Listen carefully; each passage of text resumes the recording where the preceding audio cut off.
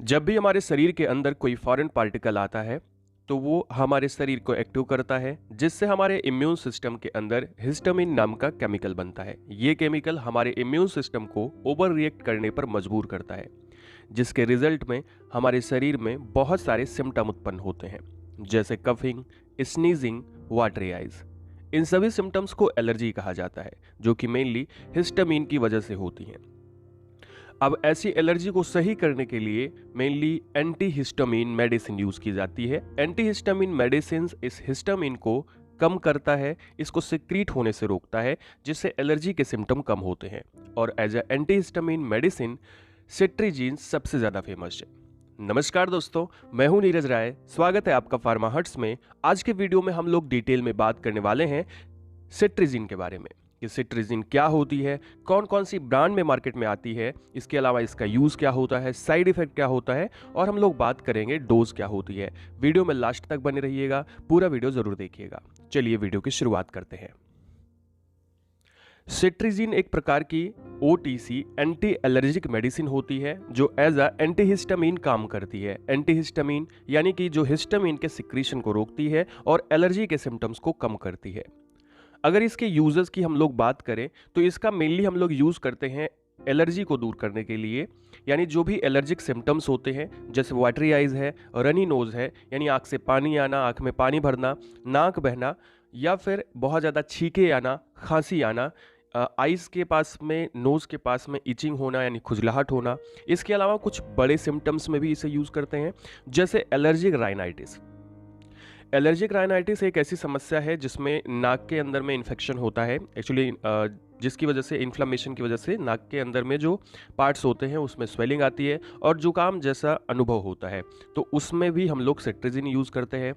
इसके अलावा common cold में भी सेट्रिजिन यूज़ किया जाता है। कॉमन कोल्ड यानी जुकाम में यूज़ करते हैं, इन्फ्लुएंजा या फिर इस तरह की कोई भी अपर रिस्पायरेटरी ट्रैक का जो इन्फेक्शन होता है जो एलर्जी की वजह से हो रहा है, उसको दूर करने के लिए सेट्रिजिन यूज़ किया जाता है। इन सब के अलावा सेट्रिजिन को हम लोग एक्जिमा में यूज़ करते हैं। एक्जिमा एक खतरनाक कंडीशन होती है। एक्जिमा के अंदर में आपको एलर्जी की वजह से स्किन के ऊपर ब्लिस्टर्स, फफोले, चकत्ते दिखाई पड़ते हैं, और इसे हम लोग यूज़ करते हैं अर्टिकेरिया के अंदर में। अर्टिकेरिया को हम लोग पित्ती भी बोलते हैं, हाइप भी बोलते हैं, और इसका भी सिम्टम एक्जिमा की तरह होता है। एक्जिमा में खुजलाहट ज़्यादा होती है, अर्टिकेरिया में भी होती है, लेकिन अर्टिकेरिया के जो चकत्ते होते हैं वो थोड़े से बड़े होते हैं। इसके अलावा दोस्तों इसे यूज़ करते हैं हम लोग डर्मेटाइटिस में। डर्मेटाइटिस यानी स्किन के इन्फेक्शन में, स्किन के इन्फ्लामेशन में, जिसमें स्किन फूल जाती है, वहाँ पर सेट्रिजिन यूज़ किया जाता है अलॉन्ग विद अदर मेडिसिन। यानी अकेले हम लोग सेट्रिजिन नहीं यूज़ करते, दूसरी मेडिसिन के साथ में कॉम्बिनेशन बनाकर यूज़ करते हैं।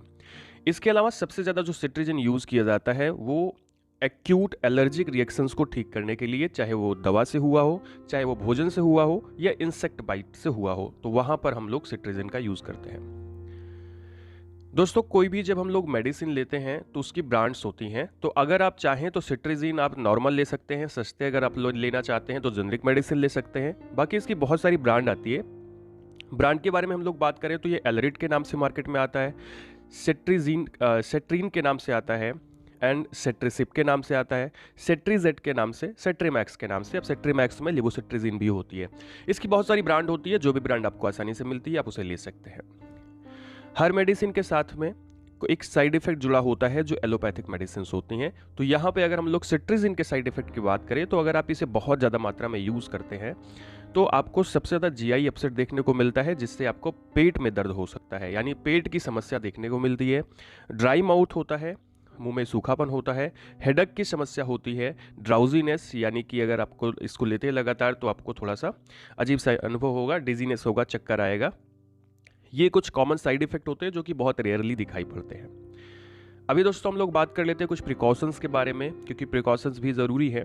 तो अगर आपको इस मेडिसिन से ही एलर्जी है तो ऐसे में आपको ये मेडिसिन यूज़ नहीं करनी है सेट्रिजिन को, या फिर इस कैटेगरी की मेडिसिन से अगर आपको हाइपर सेंसिटिविटी होती है तो डॉक्टर को बताना है, यूज़ नहीं करना है।